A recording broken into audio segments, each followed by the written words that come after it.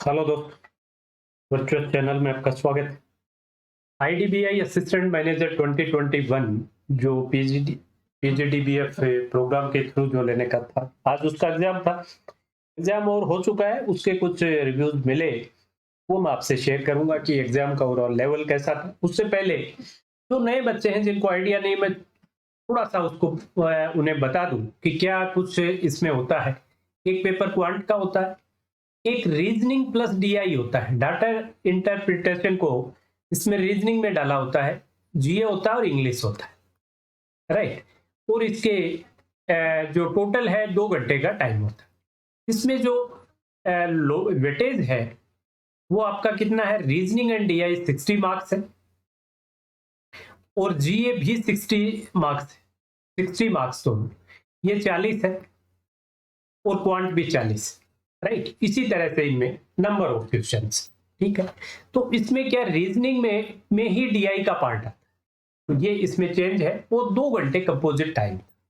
अब चले अपने देखें। सबसे पहले अगर क्वांट के पेपर की मैं चर्चा करूं तो क्वांट में क्या पूछा गया।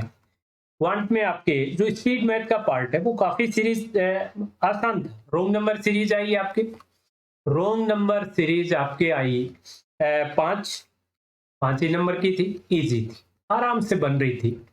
अप्रोक्सीमेशन के भी 5 क्वेश्चन थे और पांचों क्वेश्चन बन रहे थे। क्वाड्रेटिक के भी 5 क्वेश्चन पूछे गए, क्वाड्रेटिक 5, और ये भी आराम से बन रहे थे। तो ये आपके 15 क्वेश्चन यहाँ से स्पीड मैथ का पार्ट आया, जो बहुत जल्दी, अब बहुत ज्यादा टाइम इसमें नहीं लगता है, बनते हैं तो बहुत बड़ा। इसके बाद एक कैसलेट आई, यहाँ से एक कैसलेट आई और कैसलेट भी 5 मार्क्स की थी और उसमें कुछ 3 स्टोर थे, ए बी सी 3 स्टोर हैं और स्टोर्स में कोई सेल थी आपके शर्ट और ट्राउजर की, शर्ट और ट्राउजर की सेल दिखा रखी थी और उसमें रेशियो इनका दिखा रखा था। कुछ में रेशियो था, कुछ में परसेंटेज था कि यहाँ से जो शर्ट और ट्राउजर भी का उनका रेशियो क्या है, परसेंटेज क्या है, उन्हीं पे बेस्ड क्वेश्चन बना रखे थे। लेवल आप इसको मॉडरेट लेवल कह सकते हैं, बन रहा था, मतलब ये नहीं है कि प्री लेवल का था, बिल्कुल देखते ही बन रहा था, लेकिन बन रहा था, राइट। देन इसके बाद आप देखें डाटा सफिशिएंसी से भी 5 क्वेश्चन आए। ये कैलकुलेटिव थे। ओबियस है, मेंस की डाटा सफिशिएंसी कैलकुलेटिव भी होगी, ये डाउटफुल भी रहती है, तो ओबियस है बहुत प्रायोरिटी पे डाटा सफिशिएंसी नहीं बनानी चाहिए। और रिमेनिंग मिसलेनियस अरिथमेटिक, यहाँ वो थोड़ा सा जिस बच्चे से मिला है रिव्यू, तो ये अगर आप देखें तो 10 और 15 क्वेश्चन यहाँ मिसलेनियस के। एक उसके क्वांटिटी कंपैरिजन का भी डाउट था कि मे बी 5 क्वेश्चन, तो क्वांटिटी कंपैरिजन अगर 5 थी तो ये 10 क्वेश्चन फिर बन जाएंगे। तो क्वांटिटी कंपैरिजन भी मोर और लेस क्या चीज हुई, क्वांटिटी कंपैरिजन भी। क्वाड्रेटिक तो अलग आएगी, क्वाड्रेटिक यहाँ फिर वो मिसलेनियस अरिथमेटिक की फॉर्म में ही होते हैं, तो वो कोई अलग से कुछ चीज नहीं है। तो ये आया क्वांट का। और क्वांट का जो लेवल है वो आप ये मान सकते हैं कि आरआरबी पीओ मेंस से आसान था। आरआरबी पीओ मेंस से डेफिनेटली लोअर साइड था, क्योंकि ये 15 क्वेश्चन आपको बहुत आसान मिले इसमें। इसके बाद आप देखें रीजनिंग का, यहाँ रीजनिंग और डीआई, तो यहाँ 3 डीआई थी। सबसे पहले अगर मैं डीआई की चर्चा करूं तो 3 डीआई यहाँ मिली। अगर डीआई को देखें तो डीआई बहुत मुश्किल नहीं थी आपके। एक डीआई थी double pie chart based, double pie chart, तो double pie chart based DI इन आप मतलब मेंस के लिए कोई मुश्किल नहीं है, कोई लॉजिकल डीआई कोई नहीं थी। डबल पाई चार्ट था और उसमें कोई 2 साल का दिया हुआ था, मान लो एक 2018 और एक 2018 2019, और इसमें कुछ एडमिशन से लेके था, जैसे जीमेट में या सीमेट में कहा कोई बच्चे जो अपीयर हो रहे हैं, वो मान लो 4-5 सिटीज थी, 5 सिटीज थी, 5 सिटीज से जो बच्चे 2018 में 2019 में यहाँ उनका परसेंटेज गिवन था, उसी पे बेस फिर क्वेश्चन थे। पहला ये पाई चार्ट बेस्ड हो गया। दूसरा जो डीआई था वो आपके एक टेबुलर फॉर्म में था। टेबुलर फॉर्म में जो डीआई था उसमें 5 ट्रेन सी हुई थी, 5 ट्रेन थी, और उनकी जो बुकिंग थी उसमें आपको दिया हुआ था टोटल पैसेंजर और फिर उसके अंदर आपको चाइल्ड मेल और फीमेल, चाइल्ड मेल और फीमेल मतलब टोटल दे दिया, और चाइल्ड थे, चाइल्ड के आई थिंक नंबर गिवन थे, और मेल और फीमेल का रेशियो गिवन था, राइट। और 5 ट्रेन थी, तो ये भी डुएबल था, कोई ऐसा मुश्किल नहीं था, न कोई लॉजिकल था।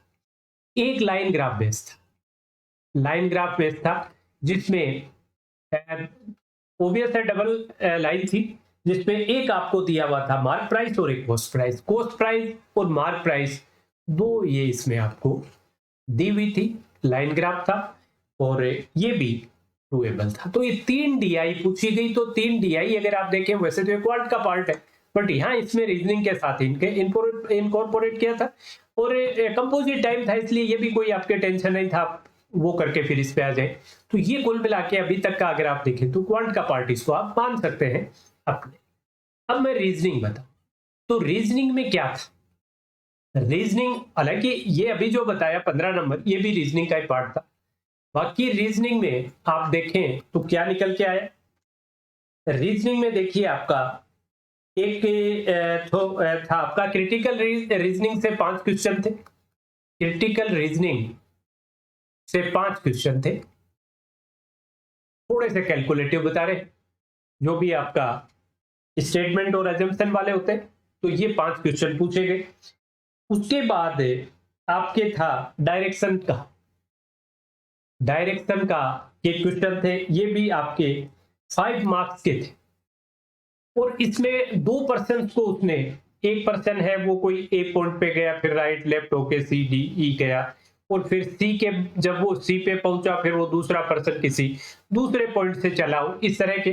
तो थोड़ा सा कैलकुलेटिव था, कैलकुलेटिव था, आसान नहीं था, बनने लायक था, लेकिन बिल्कुल ऐसा नहीं था कि बिल्कुल तैयारी पड़ा, राइट।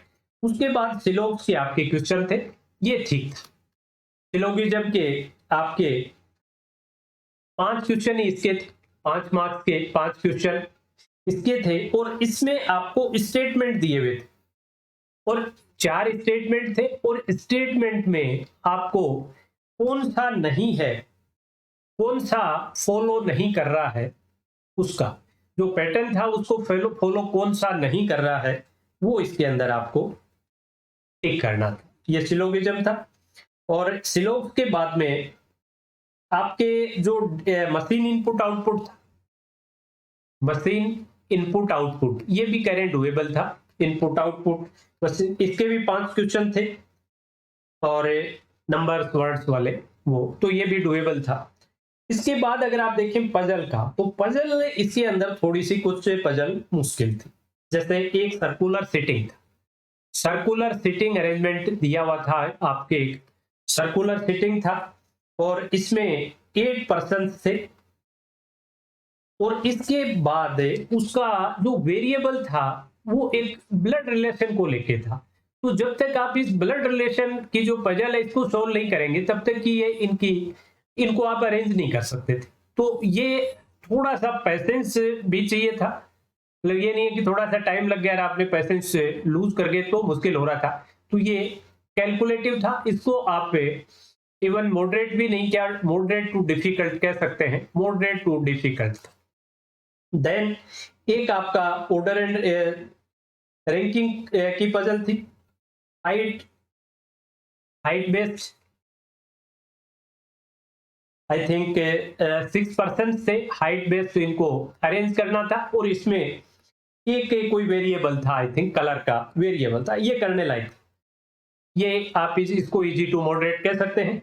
उसके बाद एक था आपका कैटेगरी बेस्ड पजल, और कैटेगरी बेस्ड पजल था जिसमें 11% कैटेगरी बेस्ड था, जिसमें 11% से, और इन सबको आपको 3 डिपार्टमेंट दिए हुए थे, सेल्स, मार्केटिंग और अकाउंट्स, 3 डिपार्टमेंट दिए हुए थे, उनमें इनको अरेंज करना था, और इसमें मैक्सिमम और मिनिमम दिया हुआ था, भाई किसी भी डिपार्टमेंट में 5 से ज्यादा नहीं होंगे, कम से कम 2 लोग जरूर काम कर रहे हैं।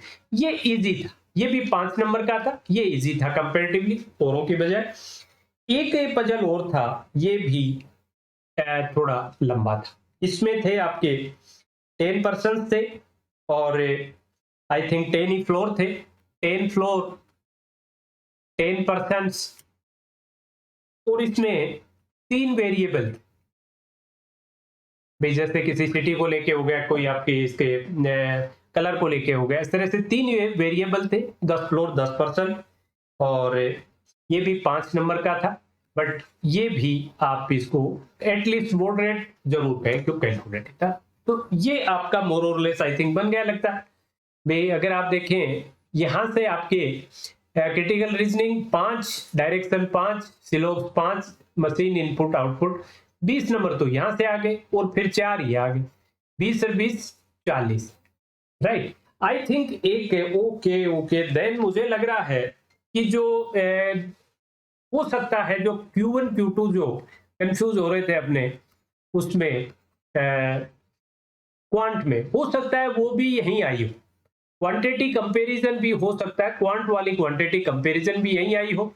और ये 40 मार्क्स तो रीजनिंग के हो गए, 20 मार्क्स से भाई 3 DI plus quantity comparison 20 question हो गए, राइट। तो 20 प्लस 40 60 बन गए इस तरह से, और वो 40 थे उसके अंदर अर्थमेटिक के 15 क्वेश्चन ही बन गए भाई। एक के आपके उसमें कैसलेट आ गई 15, वो आगे 20, 5 डाटा सफिशिएंसी 25 और 15 मिसलेनियस अर्थमेटिक। आई थिंक इस तरह से ये 2 पेपर सेट।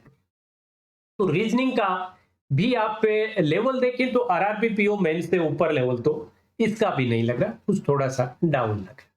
उसके बाद जो जिन बच्चों से 2 बच्चों से बात हो पाई, दोनों ने ही इंग्लिश को इजी बताया, सिर्फ इजी, इंग्लिश इजी था सबसे इजी। अगर इनमें चारों में देखें तो इंग्लिश करें सबसे इजी था, और इसमें अभी आपने देखा बिहार कोऑपरेटिव का जो एग्जाम हुआ उसमें भी इंग्लिश इजी था, और यहाँ भी इंग्लिश इजी आया है।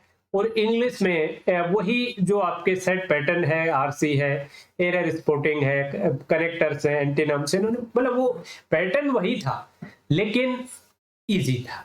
अब जो लास्ट है जीए का, जिसका वेटेज भी अच्छा खासा था 60 मार्क्स, ये पेपर डिफरेंस किसी ने क्रिएट किया होगा भाई। जिन बच्चों का सिलेक्शन होगा उनके लिए भी, नहीं होगा उनके लिए भी।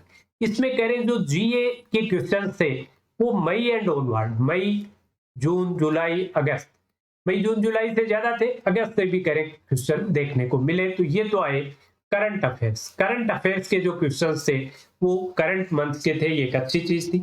लेकिन यहां ज्यादा जो वेटेज था वो था स्टैटिक बैंकिंग अवेयरनेस की स्टैटिक पार्ट, ये एक अच्छी चीज थी भाई। जैसे अभी बिहार कोऑपरेटिव में आपने देखा कि स्टैटिक भी जो पूछा गया तो वो स्टैटिक बैंकिंग सेक्टर से नहीं था, बैंकिंग अवेयरनेस का पार्ट नहीं था, तो वो जनरली आप तैयार नहीं करते भाई। आपसे पॉलिटिक्स पूछ लिया, आपको ज्योग्राफी का पूछ लिया, हिस्ट्री से पूछ लिया, तो उनसे फिर वो क्वेश्चन करने में मुश्किल हो जाते हैं। तो आई थिंक उसकी बजाय आज का पेपर मुझे ठीक लगा।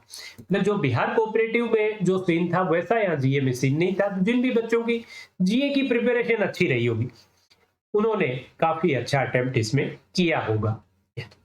तो ये कुछ है आज का इसका एनालिसिस मिल पाया था। जैसे ही क्वेश्चंस मिलेंगे जीए की तो एक सेपरेट वीडियो उसका भी अपलोड करने की कोशिश करेंगे।